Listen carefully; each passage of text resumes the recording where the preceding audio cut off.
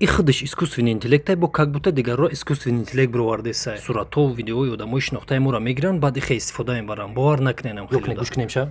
истифода аз зеҳни сунъӣ онҳо наворҳое эҷод мекунанд ки дар онҳо чеҳра ва садои одамони машҳури гуногунро истифода мебаранд. Онҳо ин корро танҳо бо як мақсад мекунанд. И дар ҳақиқат худшам ҳамин корро мекунад, просто ки бо гӯй нишон додеса ки дигарро ҳамин корро мекунанд, ин намекунад. И типа роҳ ҳамин овоз гӯш кунем.